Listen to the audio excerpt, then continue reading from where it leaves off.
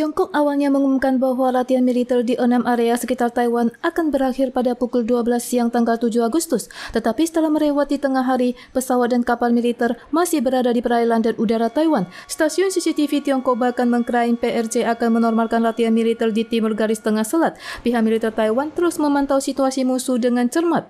多支轰炸机编队按照预设航线贯通南北，同时双向穿越台湾海峡。 遂行多军兵种环台岛进逼射压。 Komando PRC Kawasan Timur merilis gambar formasi pesawat pengebom dan jet tempur yang melewati selat Taiwan dan mensimulasi serangan darat dan udara jarak jauh. Selain itu, juga merilis gambar kapal Nanjing 155 yang berjarak kurang dari 12 mil dari PLTU Heping di Hualien.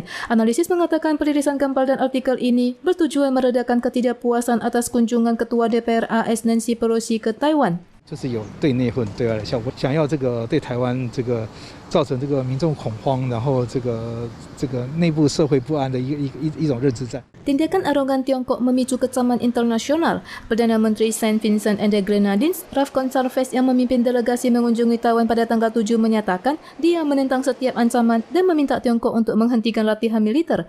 Pada tanggal 6, Gedung Putih Amerika juga menyatakan bahwa gerakan ini merupakan upaya Tiongkok untuk mengubah status quo dan eskalasi besar yang menyimpan maksud provokatif dan tidak bertanggung jawab yang juga akan meningkatkan risiko sara perhitungan. Taiwan mencatat 15.206 kasus lokal dan 26 kematian pada 8 Agustus. Hingga awal Agustus, lonjakan kasus dalam 2 bulan terakhir membuat jumlah kasus terdiagnosis telah mencapai 20% dari jumlah penduduk. Hal ini berarti 1 dari setiap 5 orang telah terinfeksi.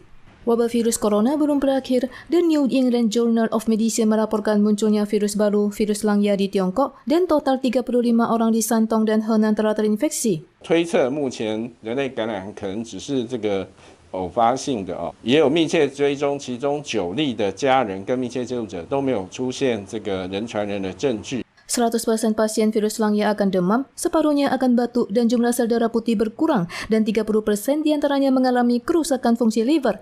Dokter menjelaskan bahwa virus Langya adalah kerabat dekat virus Nipah yang pernah menyebabkan tingkat kematian 40% di India. Setelah terinfeksi virus Langya, jumlah sel darah putih dan trombosit akan berkurang. Tetapi untuk saat ini masih sulit untuk menilai tingkat kematian yang disebabkan virus. Virus Langya diduga ditularkan dari hewan ke manusia. Dalam menguji serum antibodi, peneliti menemukan cerurut memiliki 27% nilai positif dan menduga cerurut merupakan inang virus Langya. Di sisi lain, berhubung penyebaran cepat Omikron subvarian BA5, objek wisata terkenal Sanya di Tiongkok menerapkan lockdown tanpa peringatan pada tanggal 6 dan menyebabkan lebih 80.000 turis terkurung di tempat. Mereka harus memiliki hasil tes PCR negatif selama 7 hari untuk meninggalkan Sanya. Tangan diborgol dan ditendang. Ini adalah video yang dibagi dalam grup pekerja Kamboja di medsos. Akhir-akhir ini, banyak kasus penipuan bekerja ke luar negeri. Banyak warga yang tertipu oleh upah tinggi dan berangkat ke Kamboja, namun sesampai di sana, mereka dipaksa untuk melakukan penipuan dan diganjal dengan sentruman listrik jika melawan.